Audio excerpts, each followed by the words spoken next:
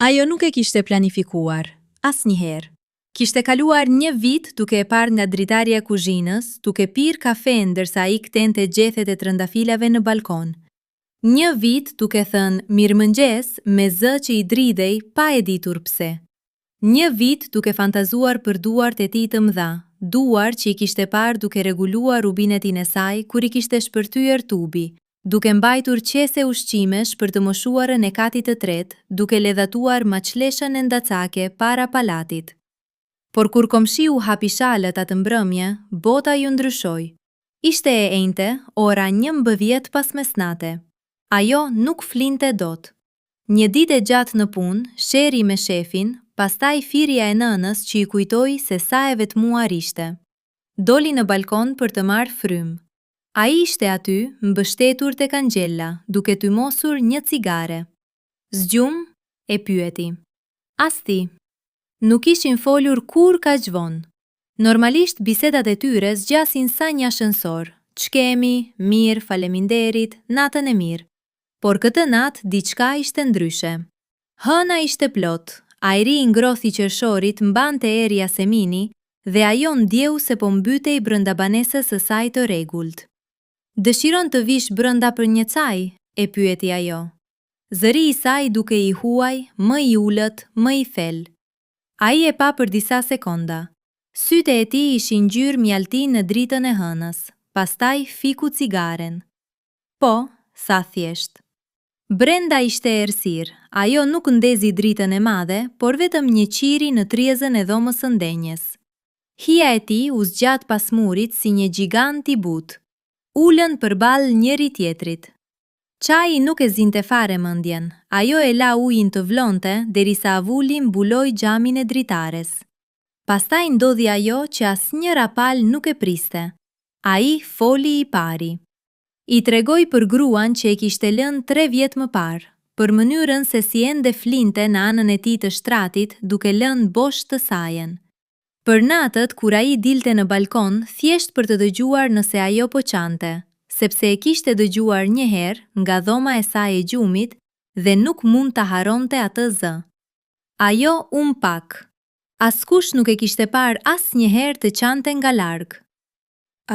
Ti më ke parë në më të keqen time dhe nuk u largove, i tha ajo ndërsa lotët i rridhnin pa leje. Ti ri atje, në anën tjetër të murit, dhe nuk e di as sa herë kam dëshiruar të trokas në derën tënde vetëm për të prekur. Heshtja që ra midis tyre ishte aq e rëndë sa mund ta prisje me thik. Atëherë ai bëri diçka që ajo nuk do ta haronte kurrë. Hapi krahet, jo si një gjest teatral, por si dikush që më në fund heq një peshë nga supet. I lëshoi shalët, sikur të thoshte, ja ku jam, pa mask, pa mbrojtje, pa asnjë llogari.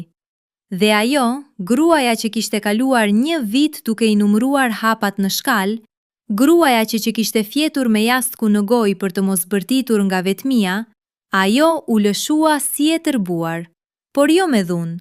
U lëshua në prerin e tij si një kafshë lënduar që më në fund gjen një vend të ngrohtë. I futi duart në flokët e tij. Po, i kishte parë ato flokë kaq herë nga balkoni dhe tani më në fund i prekte. Dhe e puthi. Jo but, jo me maturi. E puthi sikur do të vdiste nesër, sikur çdo sekond pati ishte një sekond e humbur.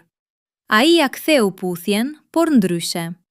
Duart e tij të mëdha, ato duar që ajo i kishte vëzhguar për kaq kohë, ju ngjitën shpinës, e përqafuan aq fort sa ajo ndjeu rajet e zemrës së tij në gjoks.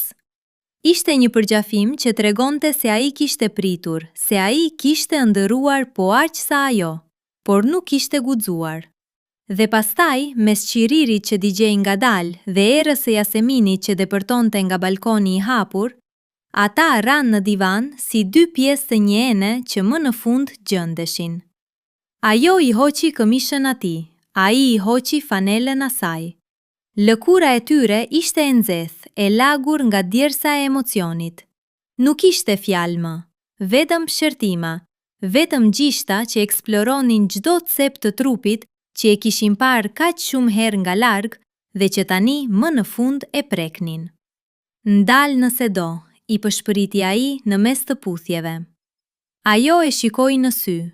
Sytë e saj ishin të egër, por jo nga inati, nga etja. Për një vit kam pritur, i tha, nuk ndal më. Ajo nuk e dinte se dashuria mund të ndihej kështu. Mendonte se ishte diçka e butë, e rregullt, si një gotë verë gjysmë bosh. Por kjo, ajo që po ndodhte midis tyre atë natë, ishte ndryshe. Ishte një stujë e heshtur. Çdo lëvizje e tij, çdo përgjigje e saj, ishte si valë që përplasej në shkëmbë, fort, pa frikë, pa asnjë por. Ai e mori në prehër me ato duart e tij që tani ja kishin zbuluar të gjitha sekretet. Një mbres në bërryl nga një aksident fëmijërie, nishani i vogël pas veshit, mënyra se si qeshte pak para se të pufiste. Dhe ajo ju dorëzua plotësisht. U çlirua nga gjithë ato muaj vetmie, nga ato net kur flinte me dritën e televizorit ndezur vetëm për të mos ndjerë zbrazdin. U lëshua si e tërbuar, por tërbimi i saj ishte ai i dikujt që më në fund pushon së luftuari kundër vetvetes. Nuk është e rëndësishme çfarë ndodhi më pas në detaje. Ajo që ka rëndësi është se në atë natë, dy njerëz që kishin kaluar një vit duke jetuar pra njëri tjetrit, pa jetuar me njëri tjetrin, më në fund e kuptuan se muri që i ndante nuk ishte prej betoni, por prej frike. Dhe kur agjimi filloi të çante dritën në përperde, ajo u zgjua në krahët e tij. Ai flinte ende, fytyra e tij ishte e qetë, një lojë si kur e shikonte nga balkoni duke u kujdesur për trëndafilat. Por tani, ajo nuk ishte më larg, ishte aty, duke prekur çdo gjethe. Për herë të parë, pas shumë vitesh, ajo nuk donte të ikte më.